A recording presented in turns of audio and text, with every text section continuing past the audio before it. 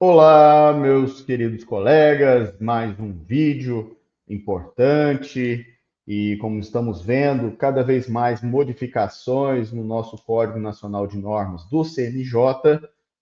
No dia 4/6/2025, ou seja, modificação fresquinha, peronomútil, com provimento número 196 do Conselho Nacional de Justiça, inserimos agora alienação fiduciária em garantia sobre bens imóveis. Lembrando que a lei número 14.711, ela inseriu novidades sobre os procedimentos, principalmente a questão da execução extrajudicial de alienação fiduciária de bens imóveis. Lógico, já existia na lei 9.514, já existia a execução extrajudicial desde 1969, com o número cabalístico do Decreto-Lei 911, não seria melhor esse número, entendeu? Para quem entende de carro, sabe o que significa esse 911, não creio que não seria um número melhor para instituir uma cobrança de dívidas de bens móveis e principalmente veículos, no que pertine à alienação fiduciária. Portanto, isso que inseriu o Decreto-Lei 911, o artigo 66A, na Lei 4.728, que é a Lei de Mercado de Capitais. E vamos lá. O que fala o artigo 397A do provimento? E agora virou o quê? Uma costura, o Código de Normas do Conselho Nacional de Justiça. Alienação fiduciária de bens móveis, regulado pelo Decreto-Lei nº 911 de 1969, com as alterações promovidas pela Lei 14.711, constitui um negócio jurídico no qual o devedor, que é o fiduciante, com o escopo de garantia, transfere ao credor fiduciário a propriedade resoluta do imóvel, permanecendo na posse direta do bem enquanto o credor fiduciário detém a posse indireta, até integral liquidação da obrigação garantida. Portanto, o que é isso? Já determina qualquer natureza. O que eu tenho críticos? Lógico, quem deve definir os institutos não é o legislador. Ah, mas é uma regulamentação. Mas lembre-se, quem cria os institutos, quem fala sobre os institutos é a doutrina. Mas, vamos lá, foi salutar de qualquer maneira a iniciativa do nosso Conselho Nacional de Justiça. E lembrando que como é que se constitui a propriedade fiduciária?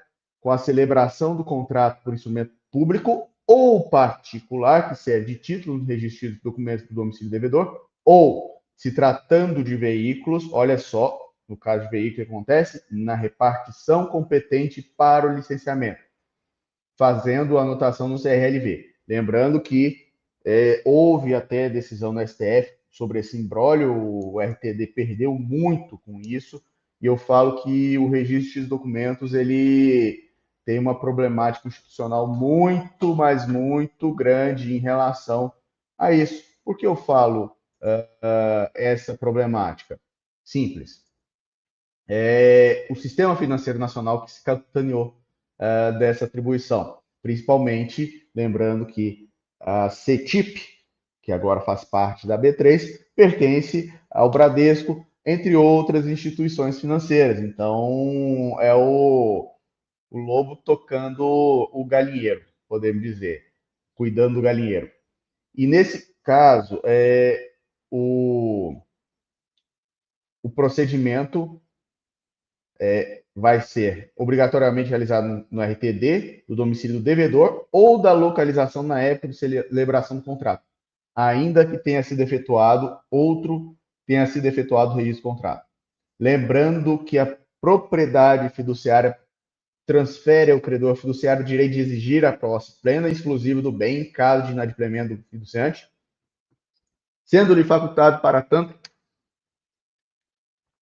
valer-se da adoção dos seguintes procedimentos extrajudiciais: a consolidação extrajudicial da propriedade, a ser realizada diretamente perante o ofício de registro de documentos, busca e apreensão extrajudicial, e veio muita expectativa. Será que então o RTD vai virar que nem as diligências feitas pelos oficiais de justiça. Não.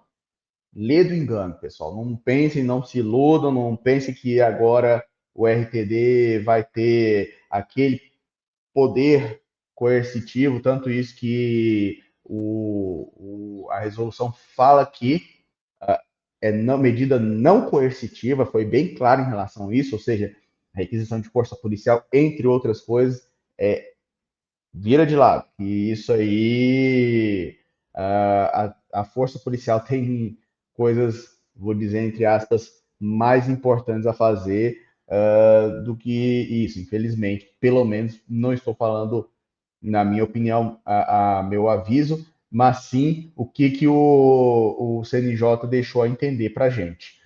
A alienação fiduciária de bens imóveis ela pode recair por coisa imóvel infungível, incluindo, mas não se limitando a veículos automotores registrados no Renavan, máquinas e equipamentos industriais sujeitos à identificação individualizada, bens de consumo duráveis, desde que passíveis de individualização, semoventes, quando registráveis em órgãos específicos, e bens intangíveis representados por títulos e certificados eletrônicos, desde que passíveis de registro. Contrato que formaliza a alienação fiduciária passível de execução extrajudicial deverá conter, no mínimo, as seguintes informações: descrição detalhada do bem objeto de garantia com seus elementos identificadores, o valor principal da dívida garantida, o prazo e as condições de pagamento da dívida, a taxa de juros e os demais cargos incidentes, a cláusula expressa destacada específica sobre a possibilidade de execução extrajudicial da garantia nos termos do artigo 8º-B da Lei 900, Decreto-Lei 911, a forma de constituição em mora do devedor, o critério de apuração do saldo devedor em caso de inadimplemento e condições para eventual venda do bem, e o procedimento para entrega voluntária do bem pelo devedor fiduciante em caso de inadimplemento, o pagamento integral da dívida nos prazos e condições estabelecidos na Decreto-Lei 911, extingue a propriedade fiduciária, assegurando que, ao devedor fiduciante, a plena propriedade do bem. E na hipótese de liquidação do débito, compete ao oficial de RTD, perante o qual tramitou o procedimento de consolidação da propriedade, promover o cancelamento da propriedade fiduciária e, na hipótese do bem ter sido apreendido, promover a reversão da posse plena em favor do devedor fiduciante, sem que haja, para tanto, incidência de emolumentos. Lembrando que o 397H diz que os procedimentos de consolidação de propriedade extrajudicial e de busca e apreensão de bem imóvel não impedirá o uso das vias judiciais ou pelo credor fiduciário e devedor fiduciante. Isso é óbvio. O artigo 5º está aí para isso. E lembrando que a prévia judicialização da demanda relativa à consolidação da propriedade imóvel, objeto de contrato de alienação fiduciária, impede o uso da via administrativa, salvo se houver desistência da via judicial devidamente homologada. Agora eu pergunto, será que essa Lei 14.711 vai permitir, por exemplo, financiamentos de bens móveis de valor vultuoso, por exemplo, um relógio? Pensem comigo. Vou dar até exemplos, não é o caso desse aqui, relógios caros como Patek Philippe, que custa 300 mil reais, entre outros e outros e outros, custa mais que um carro. Será que não seriam passíveis de alienação fiduciária em garantia? Lembrando também que a presença de interessado incapaz ou menor de idade ou de fundação impede o processamento extrajudicial da consolidação da propriedade e da busca e apreensão de bem imóvel, objeto de alienação fiduciária. Agora pergunto, lembra? É possível também o aditamento do contrato de alienação fiduciária para prever, caso não exista, a adoção do procedimento extrajudicial. Certo? E lembrando que possui legitimidade para requerer a consolidação da propriedade extrajudicial e busca a apreensão do bem imóvel, seu procurador ou representante legal. E lembrando que tem que ter o quê? Uma habilitação própria na central do RTD-PJ Brasil, através do sistema eletrônico dos registros públicos, ok? E lembrando que a atribuição para realizar o processo de consolidação da propriedade extrajudicial será do oficial de registro de títulos e documentos do domicílio do devedor fiduciante ou da localização do bem da celebração do contrato. Caso o bem, nesse caso, móvel, seja objeto do contrato de alienação fiduciária, esteja localizado em local diverso do domicílio do devedor, o que acontece? No momento de realizar a sua apreensão, será competente para realizar a respectiva diligência o oficial de registro de títulos e documentos do local onde for encontrado o bem, ainda que diverso daquele responsável pela efetivação do processo extrajudicial. Ok, pessoal? E lembrando que não é necessário prévio registro do contrato de alienação fiduciária. Ok, pessoal? Então, esse aqui é o nó górdio dessa brincadeira. Lembrando também, pessoal, que os procedimentos estão previstos nos 397R até o 397AM. E o que significa isso? Que eu vou falar na segunda fase desse vídeo, que fala sobre o quê? Vai falar, primeiro, pela questão da notificação, do requerimento inicial, do pagamento e da impugnação. Olha só, é o que se chama de contraditório fraco no âmbito dos registros de títulos e documentos. Eu falo até que também, eu espero que um dia a Lei 9.514 seja modificada nesse sentido também,